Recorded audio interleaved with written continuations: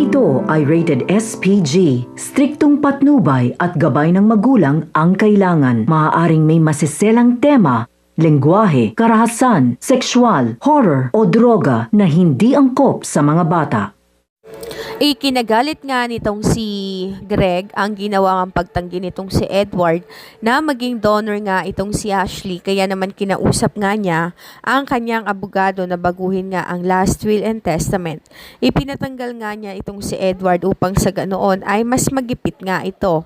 At kapag nagipit na nga ito ay agad nga itong lalapit sa kanila upang sa ganoon ay maging donor nga ang anak niyang si Ashley. Samantala, walang kaalam-alam itong si Regina sa bagay na ito, kaya naman nagulat nga siya nang makita ang abogado sa opisina nitong si Greg.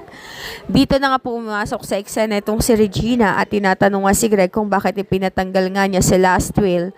Ito nga si Edward. Sinabi pa ni Regina na anak niya rin naman itong si Edward at kung ituring niya ito ay parang ayaw niya siyang tawaging tatay o papa. Dito na nga sinabi nitong si Greg na wala naman talagang karapatan nitong si Edward. Hindi alam nitong si Regina na noon pa pala ay pina-DNA test na pala nitong ang si Greg Torrecampo itong si Edward at matagal niya na palang alam na hindi niya tunay na anak itong si Edward at niloloko lamang siya nitong si Regina.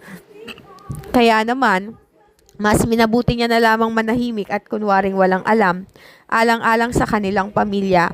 Subalit ngayon ay hindi nagiging kabahagi si Edward ng kanilang pamilya at hahayaan niyang mamatay itong si Jasmine. Kaya naman mas pipiliin niya na lang din na talikuran ito. Tutal ay ang mga ito naman ang hindi nagbigay ng kanilang obligasyon o responsibilidad para isalba ang kabahagi ng kanilang pamilya. Samantala, matapos ngang magkunwari na pumapayag itong si Thea at itong si Ashley ay agad ngang pumirma itong si Thea at binigyan siya ng pera nitong si Greg Torrecampo kapalit niyon. Subalit ang hindi alam ni Greg ay plano na palang tumakas ni Thea at Ashley.